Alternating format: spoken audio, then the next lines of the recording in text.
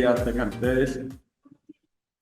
Damos hoy formalmente inicio a las actividades académicas del curso de Derecho Probatorio que compone el pensum de estudios de la maestría en Derecho Procesal Penal de esta Universidad Instituto de Estudios de Investigación Superiores de Estudios de Investigación y Posgrado. Nos encontramos aquí reunidos en esta oportunidad para dar la clase introductoria y ver si podemos, en razones de tiempo, abordar de una vez la unidad 1. Este pensum de estudio de este curso de Derecho Probatorio comprende 3 unidades curriculares. La unidad 1, de la que estaremos hablando el día de hoy un poco, está referida al derecho probatorio. Aquí vamos a tener una noción general y en detalle de todo lo que es el derecho probatorio, su finalidad, su importancia en el ámbito social y más precisamente en el ámbito jurídico. Vamos a hablar también de las pruebas judiciales, en el entendido de que también hay pruebas en otros procesos como el administrativo, el disciplinario y en la vida cotidiana o en el quehacer diario nos encontramos con las palabras pruebas. Conoceremos también la naturaleza jurídica del derecho probatorio, hablaremos sobre la verdad y la prueba para ver si una cosa es la verdad y si una cosa es la prueba o si ambas son una sola. Conoceremos también sobre la certeza y la prueba. Y por último, hablaremos un poco sobre la importancia que reviste el derecho probatorio. En unos momentos nos conoceremos personalmente, pero desde ya les doy la bienvenida, la cordial bienvenida a este curso, importantísimo por demás en su proceso de formación profesional y para el desarrollo de sus proyectos personales y profesionales a futuro de lo que tengan en mente hacer. De manera que bienvenidos a este apasionante mundo de las pruebas. El derecho probatorio es el eje fundamental, es el motor que mueve el proceso. Y en este caso que nos incumbe, el motor que mueve el proceso penal venezolano. En este régimen o este ciclo de estudio de 2 meses, entiendo, haremos una interacción. Esto es un estudio de 4º nivel basado en unos valores de afectividad, de andragogía, es decir, que se utilizan técnicas especiales y apropiadas para el proceso formativo de enseñanza-aprendizaje del adulto. Y como adultos, pues sabemos y entendemos que la sociedad exige de nosotros un comportamiento de altura. Exige de nosotros disciplina, obediencia, responsabilidad, puntualidad, compromiso. Sobre todo, vocación de servicio. En este caso, ustedes están al servicio de cada uno de ustedes, pero se deben a la universidad, así como la universidad se debe a ustedes. A esto hay que ponerle cariño, hay que ponerle emoción, hay que ponerle pasión, porque es una maestría que están cursando importantísima, muy bonita y con conocimiento de causa, con experiencia propia, se lo digo. Ya les voy a hablar un poco de mi trayectoria personal y profesional, pero es realmente apasionante el derecho penal. Se están capacitando, se están formando ustedes como magíster que próximamente egresarán de esta prestigiosa universidad para desempeñar cargos en el ámbito que pudiera ser del derecho penal, bien como abogados defensores privados o públicos, bien como fiscales del Ministerio Público o bien como jueces penales. El norte de esta universidad está perfilado o encaminado hacia la calidad y la tecnoformación, conocida ya ampliamente, creo, por ustedes, que es la calidad como aquel conjunto de cualidades que tiene la universidad que nos permite otorgarle cierto y determinado valor en una escala de puntuación. Esta es una universidad comprometida con el cambio y la transformación profunda de la República, que está dando lo mayor de sí a su cuerpo de alumnos para transmitirles el bagaje de conocimiento que todo el cuerpo profesoral les está transmitiendo a cada uno de ustedes en sus distintas especializaciones, maestrías y doctorados y postdoctorados que está dando la universidad. Con esos valores, con ese norte de calidad y tecnoformación, pues vamos a tener encuentros presenciales como el de hoy y otros semipresenciales o virtuales a través de estos procesos y de las bondades de las nuevas tecnologías de la comunicación y la información. ¿Qué aspira la universidad? ¿Cuál es el objetivo de este curso y de la maestría en general? Bueno, que ustedes aprendan las herramientas, los conocimientos teóricos prácticos, en este caso específico el derecho probatorio, para que conozcan el contenido y alcance de los elementos de convicción y de las pruebas. Mi nombre es Juan Gutiérrez, soy abogado, egresado de la Universidad Católica del Táchira. Dentro de mi experiencia profesional, tengo en mi haber un ejercicio de 14 años ininterrumpido en el Cuerpo de Investigaciones Científicas, Penales y Criminalísticas, al cual ingresé como detective y egresé siendo inspector jefe. Próximo a obtener la jerarquía de comisario, presenté mi renuncia al Cuerpo de Investigaciones para ingresar al Ministerio Público. Fui nombrado en el año 2003 como fiscal 23 del Estado Táchira, con competencia en materias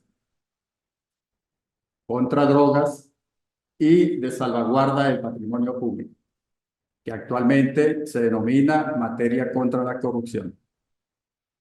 Aquí en el Táchira me desempeñé durante 5 años, ininterrumpidos, y luego fui ascendido a fiscal nacional. Me radiqué en Caracas por 5 años más, como fiscal nacional contra la corrupción. A raíz de ese cargo recorrí toda la geografía nacional, investigando y solicitando enjuiciamiento de funcionarios públicos y particulares que incurrían en hechos delictivos consagrados en la ley contra la corrupción. Luego obtuve la jubilación allá en Caracas por años de servicio, retorné al Táchira y estoy dedicado actualmente al ejercicio profesional. Soy especialista en derecho penal en las áreas de delincuencia organizada, narcotráfico específicamente. En mis años de formación en el Cuerpo de Investigaciones, me especialicé en investigación de narcotráfico y de bandas estructuradas de delincuencia organizada.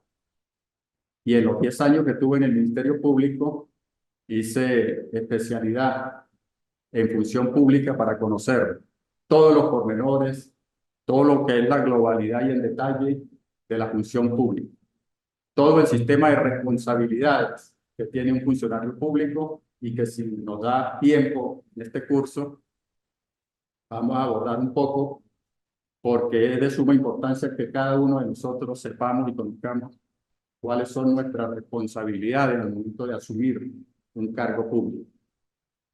En esa especialización que hice en la Escuela Nacional de Fiscales del Ministerio Público, pues me abrió un abanico de conocimientos y me proyectó. Hice también una especialidad en la Universidad Católica Andrés Bello en Caracas sobre ciencias penales y criminológicas. Luego hice un diplomado en Derecho Procesal Penal, allá mismo en Caracas, y al retornar al Táchira nuevamente, hice una maestría en Seguridad de la Nación en el Instituto de Altos Estudios de la Seguridad de la Nación, que depende de la Universidad Militar Bolivariana de Venezuela. Una maestría sumamente interesante, sumamente importante, que recomiendo.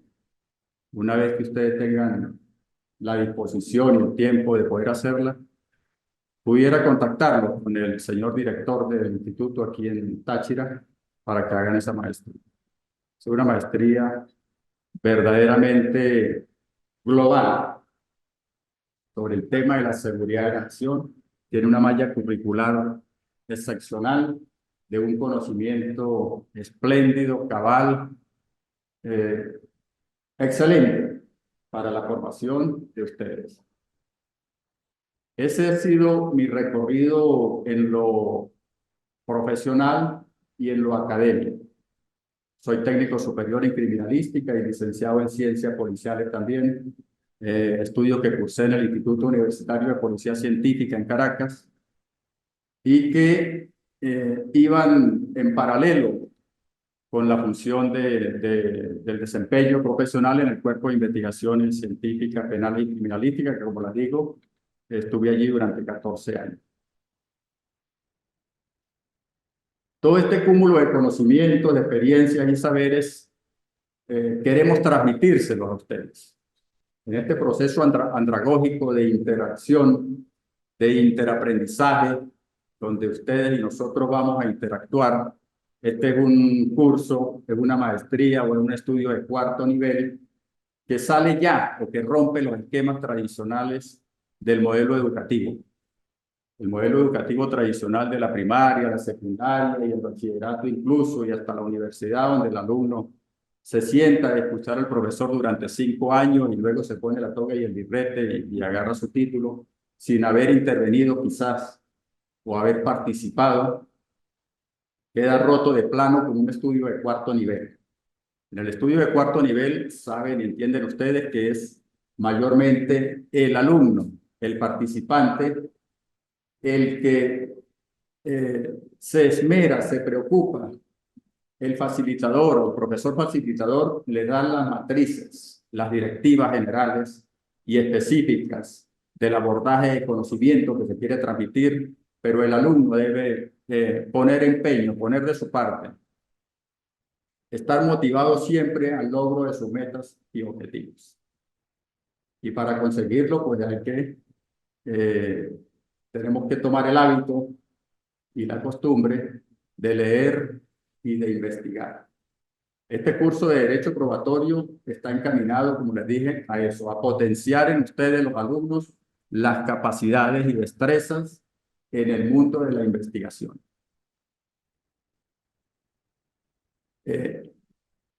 Con esa preparación que se adquiere en este curso y que se va a profundizar en otras materias, y que estimo conveniente, y desde ya se lo digo, hacer periodos de interacción.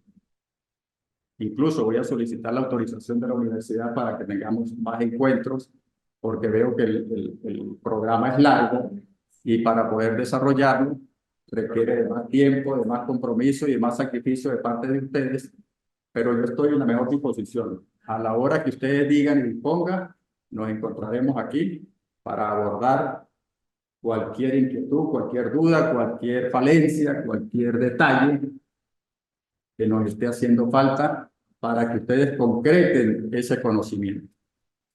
De manera pues que nos corresponde ahora pues presentarnos, identificarnos, dicen por favor quiénes son, de dónde vienen, cuál es su experiencia, para ir conociéndolos, saber quiénes son, qué aspiran en su vida, dónde están trabajando actualmente. Primero las damas. Buenos días, un placer. Gracias. Y un gusto, ¿verdad? Estar aquí. Bueno, yo siempre tengo la notificación de que nosotros, aunque bueno, tengo que decir de estar aquí. realmente sí, muy interesante. Incluso la semana pasada nosotros vivimos muy bien. Y bueno, lamentablemente ustedes no puedo llegar. Bueno, terminar eso, la realización. Pues la modalidad de experiencia. Yo soy egresada precisamente de este instituto, ¿verdad? En convenio con la UNED. Ya hace aproximadamente 4 años, no tengo mucho tampoco, porque yo también fui administración en el Uribal, hace como 20 años, pero en la alcaldía. Y bueno, me desempeñé cierto tiempo en Viña, en la alcaldía, específicamente me tocó como administradora, y ahí hace casi 10 años ejerciendo ese cargo, y después me retiré ya, y pues me puse a hacer esto, porque siempre me... Es licenciada en administración. De administración. Sí. Egresada de aquí. Fue en la administración. Ujú. Experiencia, tengo mi licencia y la administración.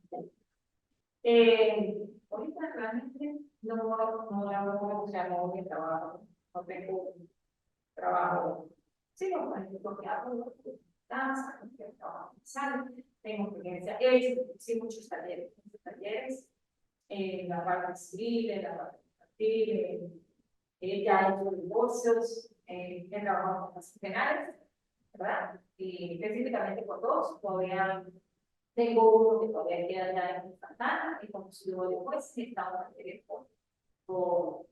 con varios jueces, por Charlie, que ya está, era uno de los que llevaba a la casa penal, y pues bueno, gracias a Dios tengo la disponibilidad de seguir preparándome y la responsabilidad de mi instrucción y pues, de seguir preparándome, pues, decidí hacer esta especialidad con esta maestría. Para hacerlo bien. Claro. Sí, estoy terminando una maestría en Derecho Internacional Público, ya estoy cursando ya el último, pero no sé si la estoy haciendo por la universidad. Ya la empecé hace 2 años. Y pues bueno, ahí ya la presentando, ahorita presentamos tesis, por ahí la de defensa, por ahí en julio, y después esperamos que la pueda defender. Y luego, bueno, me metí en esto también. No dejar de estudiar. Esto de comunicarse, si quieres estar activa. Y preparando. ¿Y vives aquí en San Cristóbal? Sí, Ajá. Bueno, sí, realmente. Quiero estar activa. Y no sé qué voy a hacer mañana, pasado mañana, pero sí quiero preparar. No sé si mi intención más es trabajar en un tribunal, trabajar como público, si tengo colegas que trabajan en el Ministerio Público, que incluso están conmigo en la maestría de Derecho Internacional. Pero pues, por tanto, que quiero sacar esto y preparar cualquier cosa, pero sí, estar preparado para lo que vaya a hacer. Pero además de TSU, una administración, ¿eres abogada? Sí, claro, soy interesante. De aquí como abogada. Sí. Ajá. ¿Cuántos años? En el convenio de la vivienda recibieron las equivalencias. Ajá.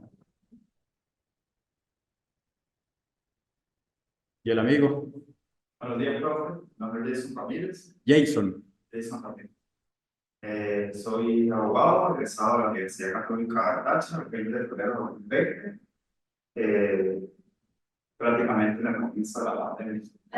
De ahí pues, desarrollé bastante cursos en Derechos Humanos, Derecho Internacional Humanitario, porque soy parte desde el 2018, estaba en 4º año en la universidad, de una fundación que se llama Jóvenes por Derechos Humanos Venezuela.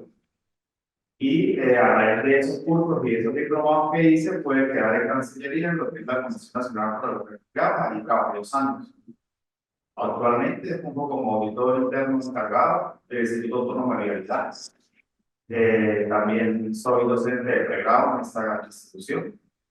Y ya envié mi tesis de especialización en Derechos Humanos en la Universidad Nacional Abierta. Estoy a la espera del Consejo, la decisión del Consejo para la posterior defensa.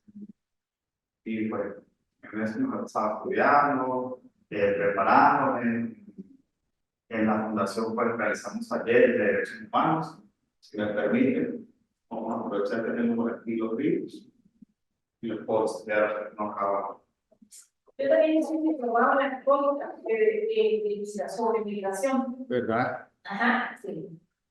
Gracias. Maestría en derecho humano, sí. Bueno, entonces la carrera de la sesión desde la selección la hice sobre los refugiados. Bueno, en ese momento que empecé a estudiar, trabajaba ahí en la Comisión Nacional. Pues mi tema se basó en eso, porque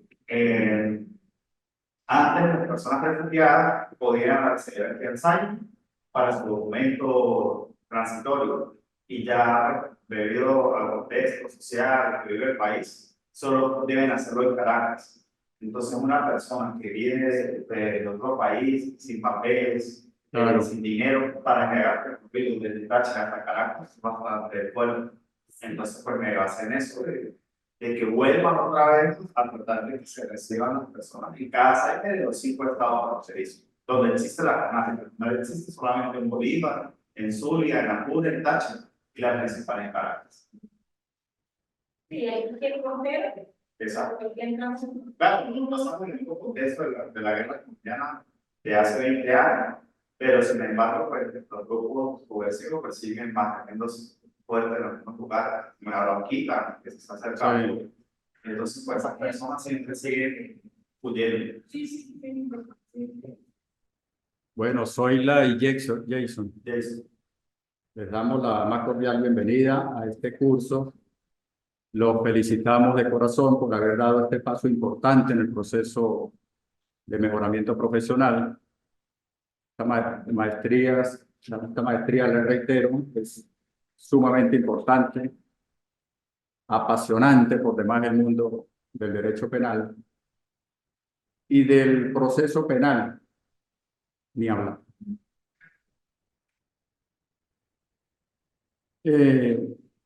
¿Conocen ustedes ya el régimen de evaluación de la universidad? Aquí, como les decía, vamos a tener encuentros presenciales y encuentros semipresenciales. Hay un cronograma de actividades, de clases, horarios, de evaluaciones. Creo que en la próxima podemos establecer el régimen de evaluaciones, pero no sientan o no crean que esto es imposible. No es fácil, pero no es imposible. Con entereza, con entusiasmo, con ahínco, con disposición y determinación, se logran las metas y objetivos. Sí es. Muchos no estarán aquí hoy porque dicen que es sábado, que madrugan los sábados, pero el que persevera, vence. Y esto es de constancia y perseverancia, de disciplina, de puntualidad, de objetividad, de compromiso.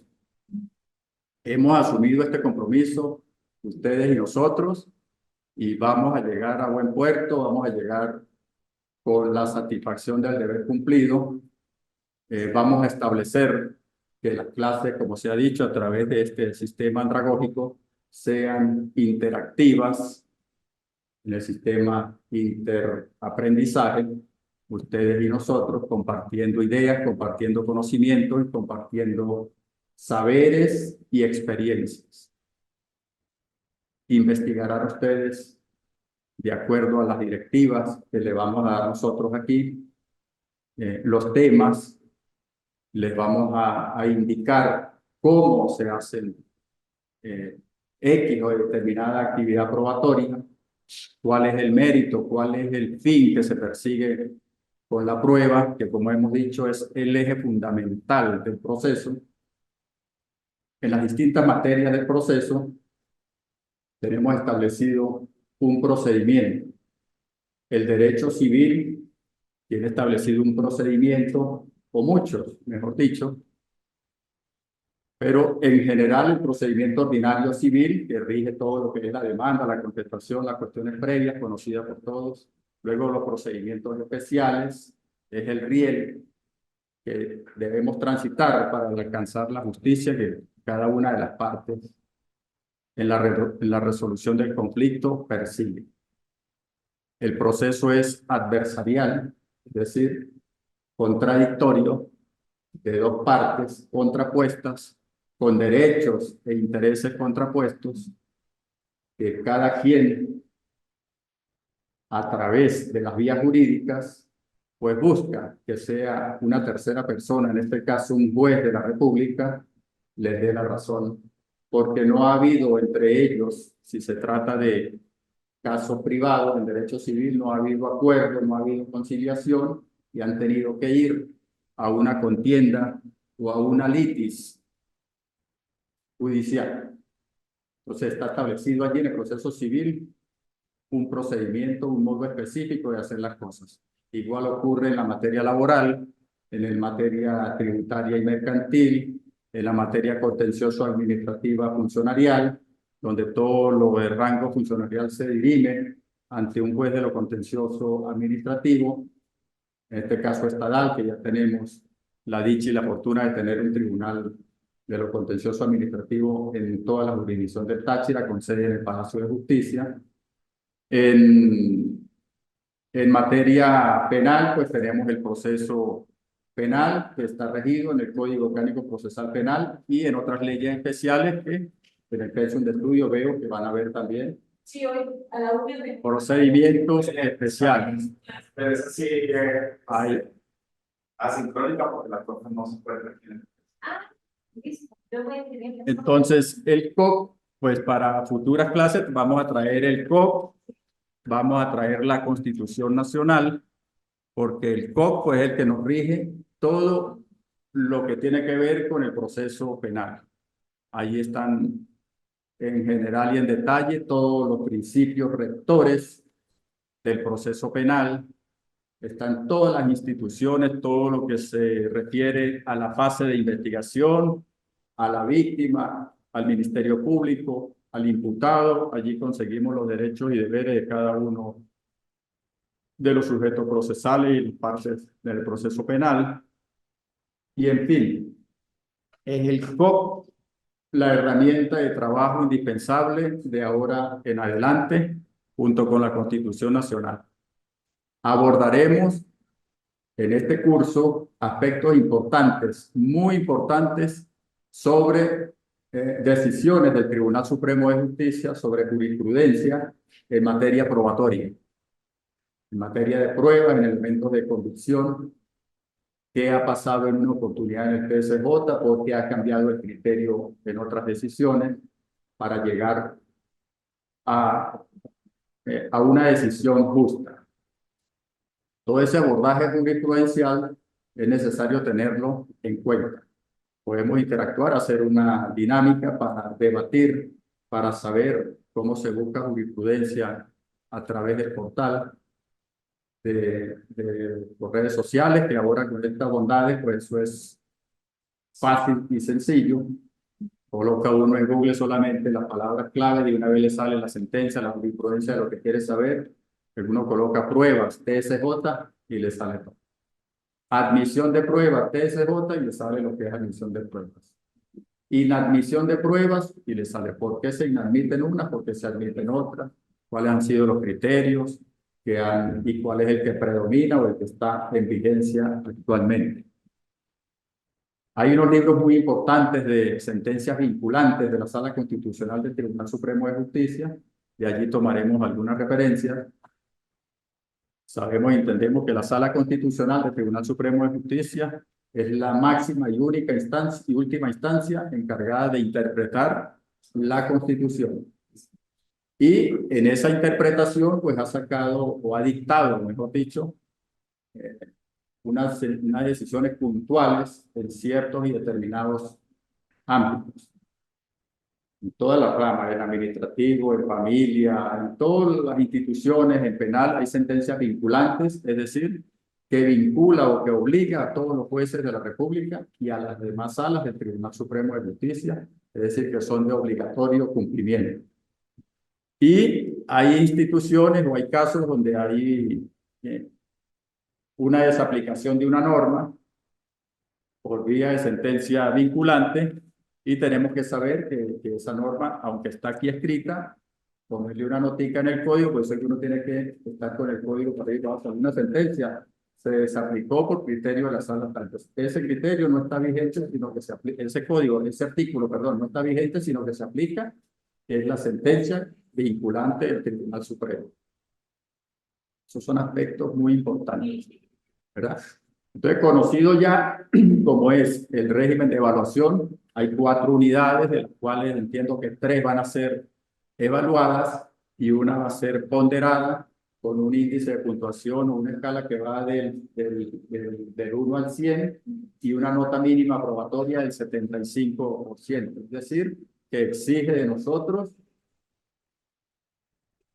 análisis y interpretación y estudio. Bastante estudio porque de 100 hay que llegar a 75. Los que estemos por debajo, que no va a ser el caso, porque ya desde ya les auguro el mayor de los éxitos, la mayor buenaventura en este curso, pero el que esté por debajo de ese nivel de puntuación, pues la universidad tiene previsto los sistemas de nivelación. Entonces, en X o Y unidad que estemos un poquito bajo, ustedes cogen cuál quieren nivelar, nos ponemos de acuerdo, hacemos una actividad extra o extraordinaria para subir la puntuación.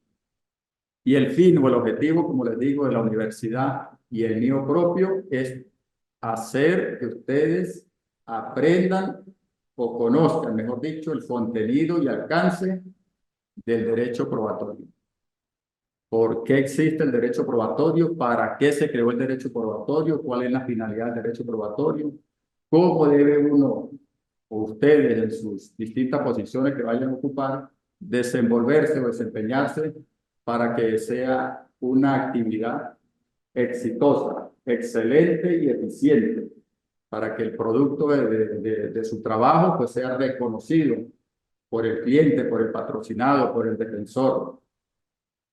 En el caso de ser jueces en la República, pues para que se reconozca la majestad de juez por dictar sentencias justas y apegadas a derecho, con conocedores amplios y extremos del derecho, sentencias bien fundadas. El juez tiene que estar en constante mejoramiento. Y si están en el plano acusador como fiscales del Ministerio Público, ni hablar.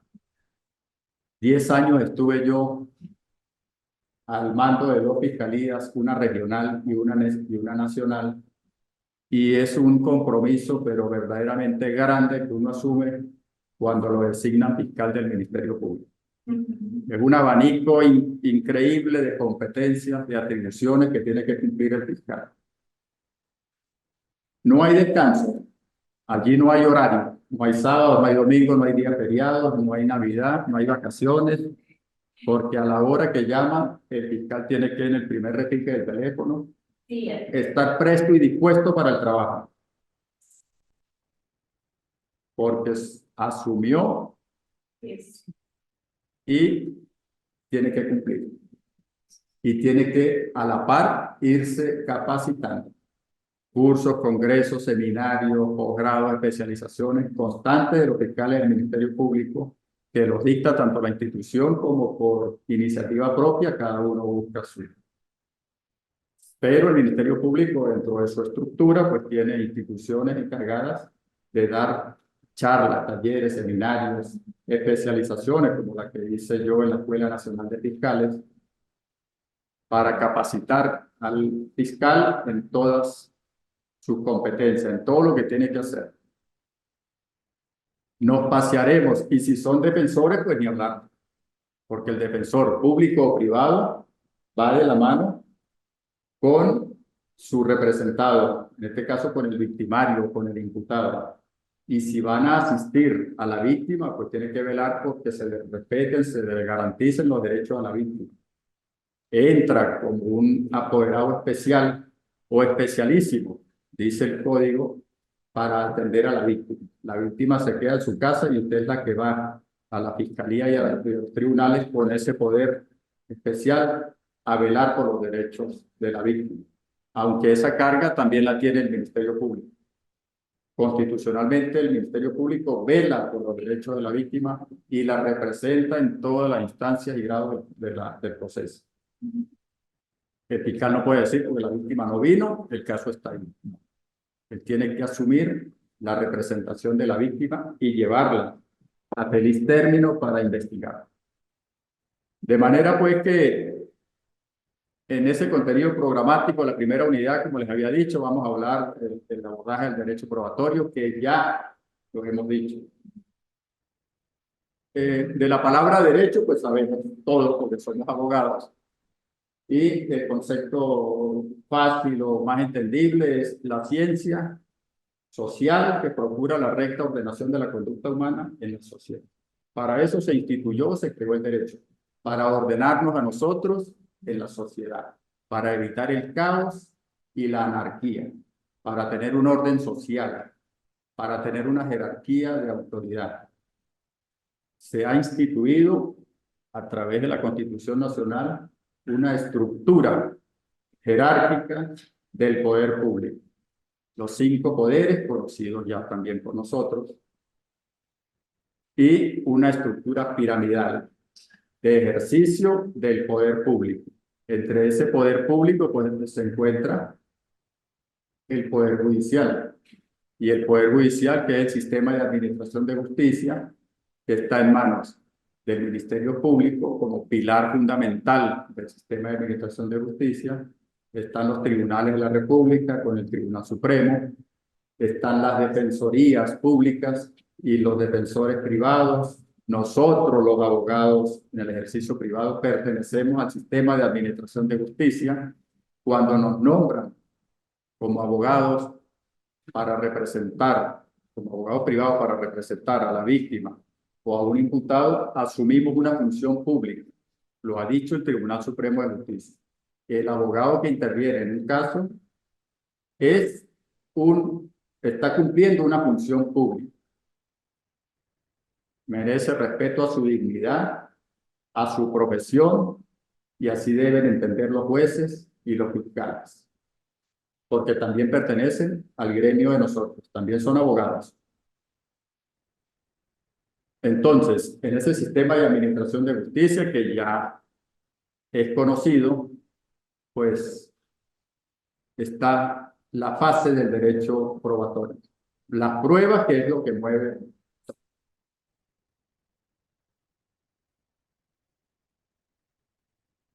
De este modo, el proceso penal se considera que ha sido instituido como un instrumento que ha creado el órgano legislativo. ¿Para qué?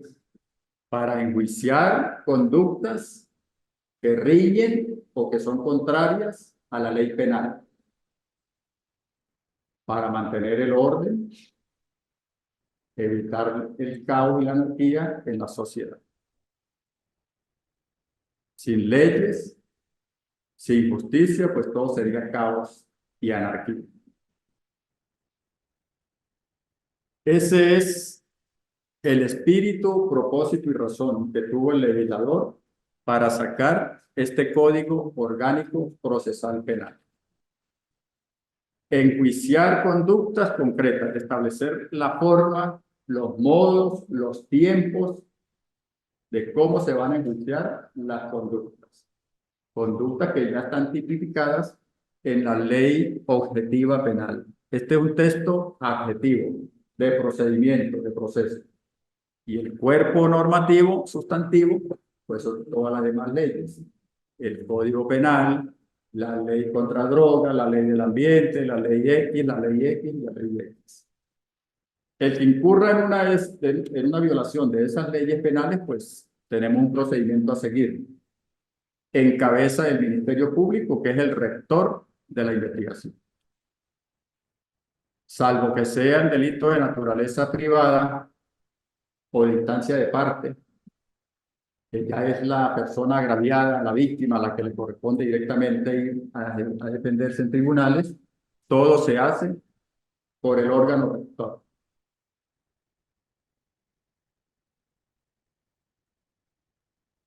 Entonces, en este sentido, el proceso penal tiene ha dicho la doctrina dos finalidades. Una mediata, que es la defensa social. Y un inmediato, es decir, lo más próximo, es aplicarle la ley penal al contraventor, al infractor, al que ha delinquido. ¿Y cómo se aplica? A través de un proceso.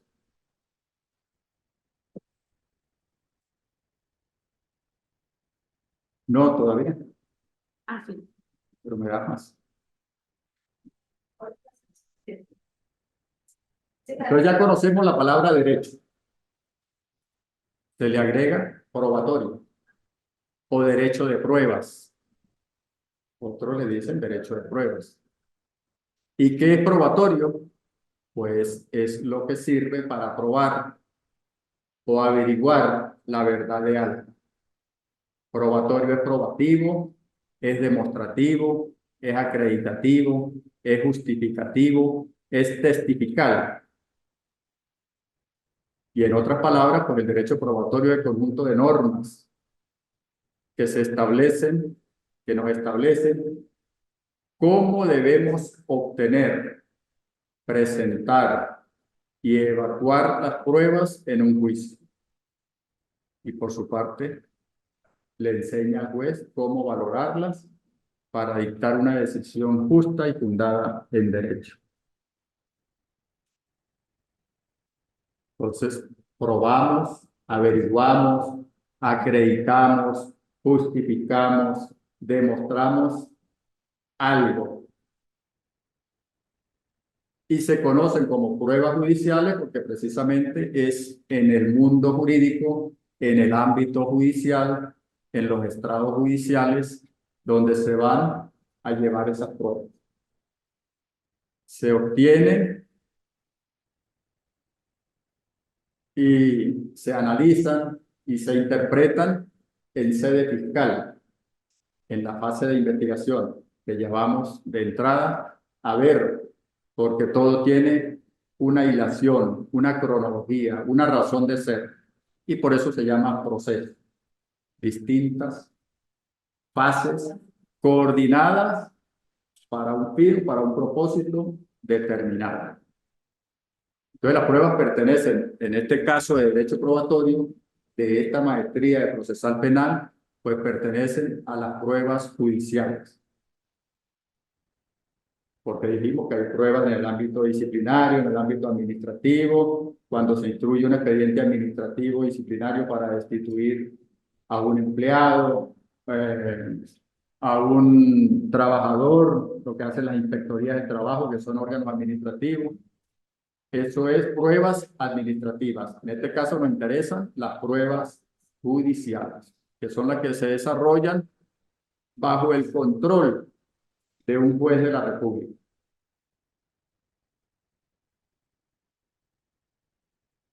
Para que todo este mundo del derecho de pruebas exista, pues deben cumplirse ciertos y determinados requisitos o parámetros para que la prueba tenga eficacia y efecto jurídico. Eso lo vamos a ver cuando analicemos la licitud, la ilegalidad, los medios de prueba, los tipos de prueba. Y en cuanto a la naturaleza jurídica del derecho probatorio, pues sabemos que el derecho nace, el primer derecho que conocemos es el derecho natural, el ius naturalismo, ¿verdad? De allí por el hecho de nacer, por el hecho de ser personas humanas, es inmanente a nosotros un conjunto de derechos. El derecho a la vida, el derecho a la libertad, que se dice, y en este libro debe seguramente decirlo, de los derechos muy acertados. Los 30 primeros derechos de la declaración universal. Exacto, ¿vio? Y vino o cayó como anillo al dedo para esta clase de los derechos humanos, los derechos de las personas. Entonces, el origen de los derechos viene por el solo hecho de ser persona y por eso se llaman derechos humanos. El derecho de la especie humana. las teorías que han dicho que somos animales, pero entonces, ¿de qué especie? De la especie humana. Y traemos innatos un cúmulo, una serie de derechos consagrados solo por el hecho de ser humanos. No nos los ha dado ninguna constitución, ninguna república, ningún estado. Los traemos todos, el derecho a la vida, el derecho a la libertad, porque todos nacemos libres e iguales. Vas a la dignidad Con base humana. a la dignidad humana, el derecho a la alimentación, el derecho a la educación, a la vivienda, toda esa serie de derechos es la naturaleza, ese es el origen del derecho. De allí los estados, los estudiosos se han dedicado a diseñar una infraestructura de orden jurídico para cada república partiendo de una constitución nacional. De manera pues que el origen del derecho probatorio pues emana de los derechos humanos, porque para satisfacer nosotros o hacer valer o que se nos garanticen esos derechos humanos, tenemos la potestad y la facultad de exigirlos, de pedirlos, de solicitarlos ante instancias del Estado, instancias determinadas. ¿Y cómo hacemos eso? Pues a través de un procedimiento. Uno de los puntos que hay en la primera unidad es la verdad en el campo judicial. Doctrinarios se han dado a la tarea de investigar meticulosamente la verdad en el campo judicial. Y han dado una clasificación de 3 tipos de verdades: la verdad fáctica, la verdad jurídica y la verdad procesal. En cuanto a la verdad fáctica, era lo que denominaban los romanos en la antigüedad la quaestio facti, la cuestión de hecho.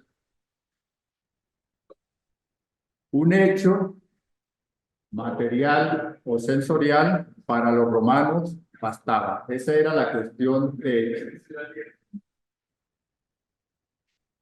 Está lloviendo, ese es un hecho, cuestión de hecho. Está haciendo sol, ese es el hecho. El día está soleado, ese es el hecho. Se cayó Pedro por el barranco, ese es el hecho. Esa era la cuestión de hecho. Y en cuanto a la cuestión jurídica, fueron más allá y dijeron entonces que no bastaba la existencia de un hecho, que había que conformar entonces una verdad jurídica, porque si estábamos ya en un plano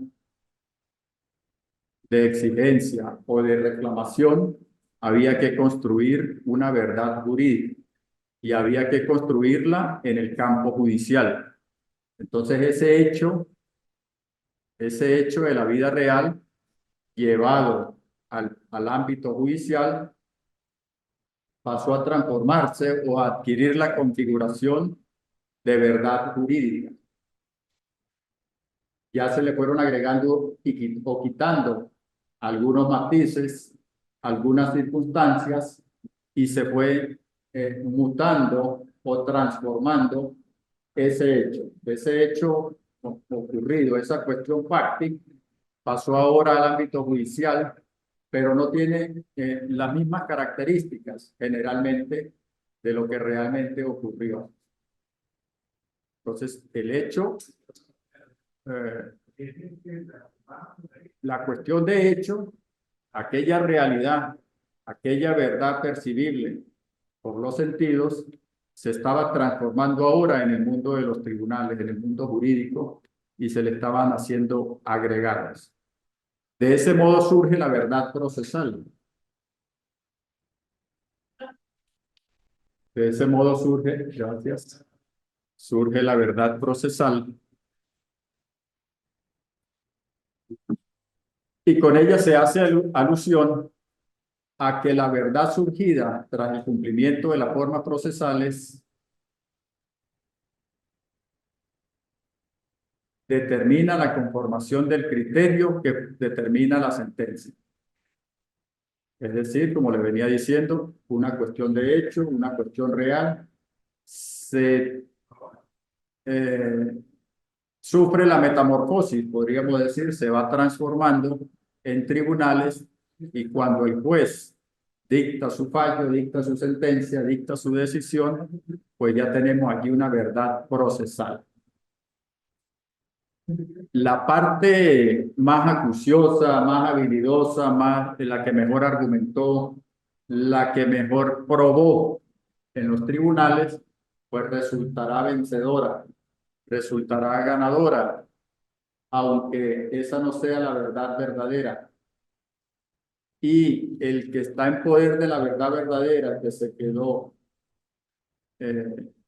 desasistido o tuvo una mala asistencia técnica o jurídica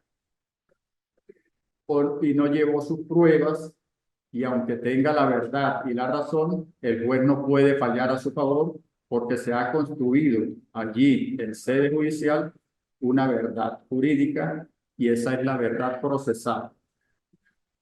Entonces esa es la distinción o la diferencia entre la verdad verdadera, que es lo que realmente aconteció, y la verdad jurídica o la verdad procesal.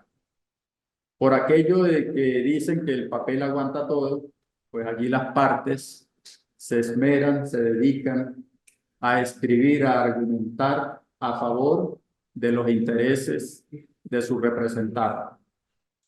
Tenemos decisiones del Tribunal Supremo de Justicia muy importantes que hablan sobre la negligencia del defensor. Esto para el campo del defensor público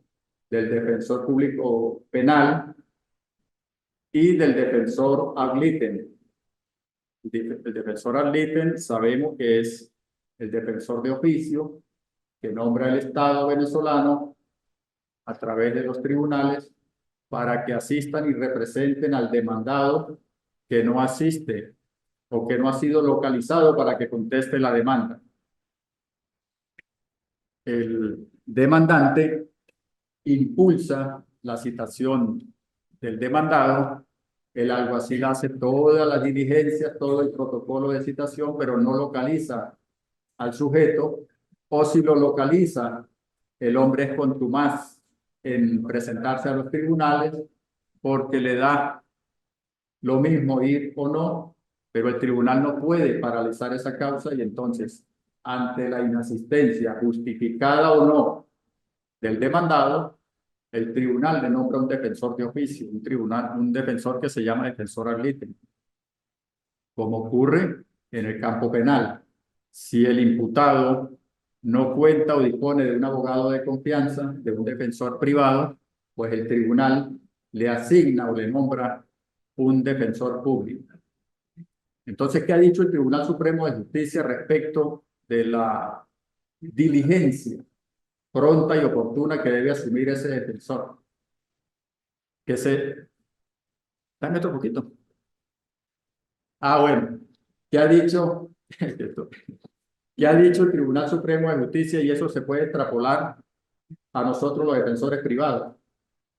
Aquella decisión que sacó el Tribunal Supremo de Justicia sobre la negligencia del defensor con carácter vinculante, que dice que la negligencia del defensor no puede obrar en contra de los derechos de su representado. Yo soy defensor público y hay un sujeto detenido que está en la cárcel, que está incomunicado, y yo estoy tranquilo en mi bufete, en mi oficina, se pasan los lapsos, se pasan las audiencias, y el defensor no hace absolutamente nada y lo deja desprotegido, lo deja sin pruebas, se le pasa el lapso de investigación y ese sujeto queda sin pruebas.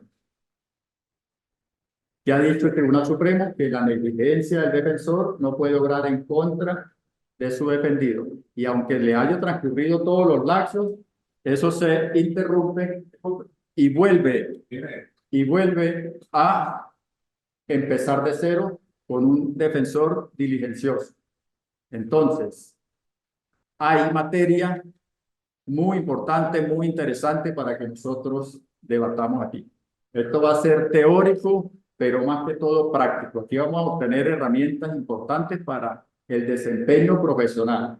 Vamos a saber qué es lo que, con qué contamos en la ley, qué tenemos en la ley, que la tenemos aquí, pero sobre todo vamos a saber cómo transitar este apasionante mundo de la prueba, cómo obtener la prueba, qué debo hacer. Sobre todo debo ser muy diligente para buscar la prueba, si soy fiscal o si soy defensor. Si es fiscal, el fiscal generalmente se encamina a buscar lo que inculpe, aunque tiene el principio de la investigación integral, pero deja de lado lo que exculpe, lo que favorece al imputado, a él no le interesa, pareciera. Lo vamos a ver muy en detalle con un ejemplo que vamos a hacer en una práctica. Y la tarea del defensor público o privado es aquello que no ha hecho el fiscal o que ha hecho a medias, tenemos que reforzarlo, pero tenemos que saber cómo, en qué tiempo pedirlo, cómo pedirlo, qué hacer, qué solicitar. Vamos a aprender cómo solicitar diligencia de investigación, cómo exigirla, cómo hacer valer nuestros derechos como defensores. ¿Verdad? Entonces, en razón de tiempo, pudiéramos pasar aquí todo el día hablando, pero ya nos sacaron la tarjeta roja, lo dejamos hasta ahí. Y podemos coordinar con para venir en cualquier otro horario, un aula que esté desocupada en ese tiempo. Hablamos. Si usted tiene la Son oportunidad de dar más. Por mí diera clase todo el día. Sí, porque esto es muy importante. Tengo la disposición, como le digo, y de poder transmitirles estos conocimientos y estas experiencias para que ustedes pues, verdaderamente salgan formados como profesionales integrales. Entonces, pues, les agradezco su presencia y hemos terminado por hoy.